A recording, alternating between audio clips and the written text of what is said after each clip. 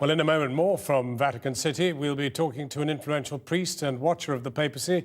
But earlier I spoke to the filmmaker Alex Gibney, whose documentary Mea Maxima Culpa, Silence in the House of God, details some of the current wave of accusations surrounding the Catholic Church.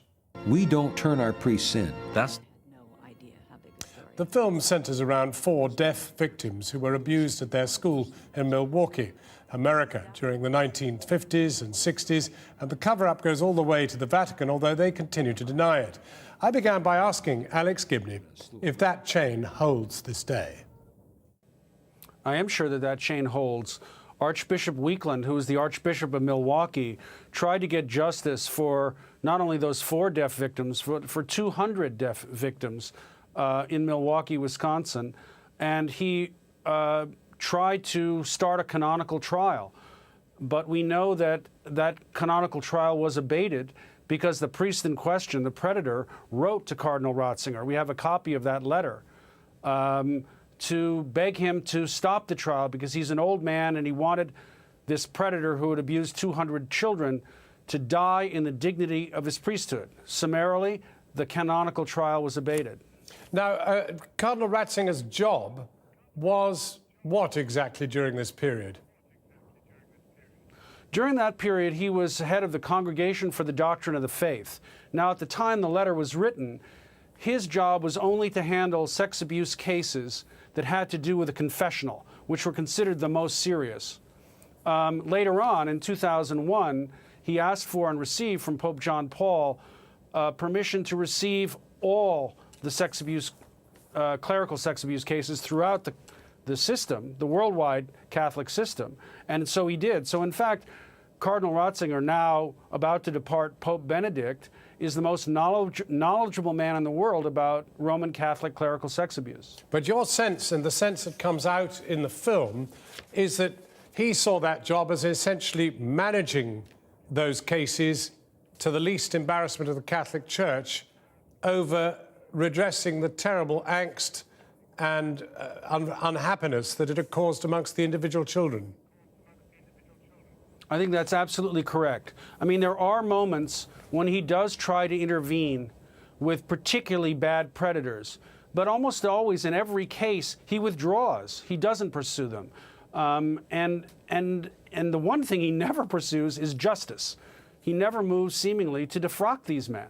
But it sounds very much as if what you're looking at here is maybe one man, but nevertheless an institution which was anyway itself resistant to trying to sort this out. I think it's almost charitable to say that the institution was resistant. I think that the institution itself practiced a kind of incessant cover-up of clerical sex abuse over many, many, many years. And we're seeing now evidence of that cropping up all over the world. With the documents that are coming out in Los Angeles with Cardinal Mahoney, who's part of the conclave to elect the new pope. So it's clear that these patterns are worldwide patterns and that the institution in itself was engaged in a massive cover-up of crimes. Do you think this has anything to do with the resignation of Pope Benedict? The short answer is, I don't know. A slightly longer answer is, I hope so. Because, you know, so long as Pope Benedict was in the chair, you know, this issue of clerical sex abuse could never be redressed. He was too much a part of the problem.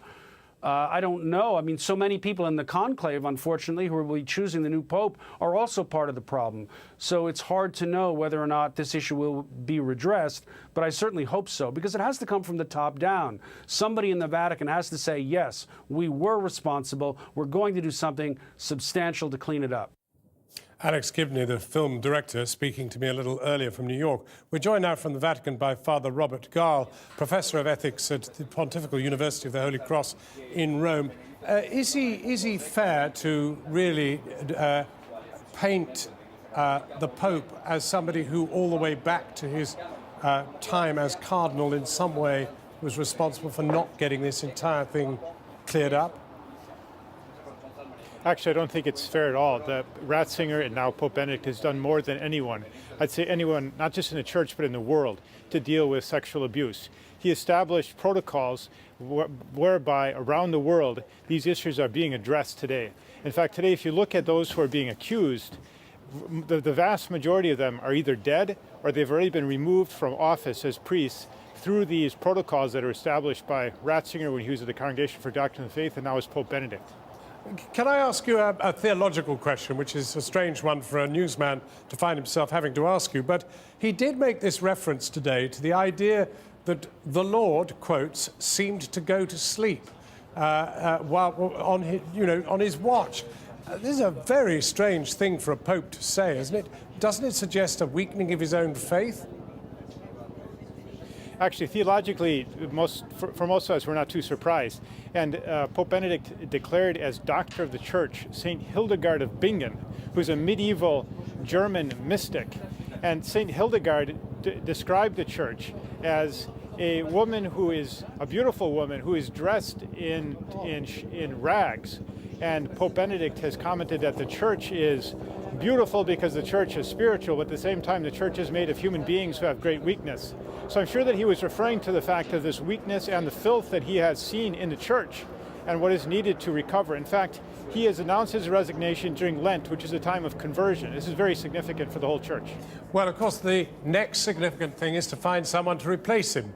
And it seems, even from what you've said just now, that what is required is somebody who really can manage the Church, let alone the theological issues, but the actual practical temporal issues which have got the Church into such trouble.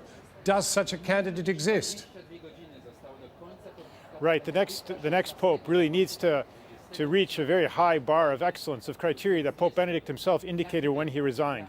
The next Pope needs to be not just a deep teacher the way Benedict is, but also one who's tremendously capable of communicating the truths of revelation through new media.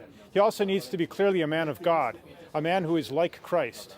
And in third place, as you said, he needs to be a very skilled manager who's able to lead the Church and also reform the curious so it can work much more efficiently. Now, what about things like celibacy? Even Cardinal O'Brien recently resigned in Glasgow, called for the marriage of priests to be permitted. Right. There's been a tremendous, really re-flourishing within the priesthood. Many young vocations under Pope Benedict, and he declared the year of the priest. And among many of us priests, I say many of us priests, really all of the priestly vocations, we embrace this as a vocation to give our lives to God and give our lives to the Church. And to marry a woman would for us be a form of polygamy, as though we'd have another family in competition with our flock whom we're serving. I think really Pope Benedict sees it that way, and I think his successor will too. Father Robert Gahl, thank you very much indeed for joining us from Rome.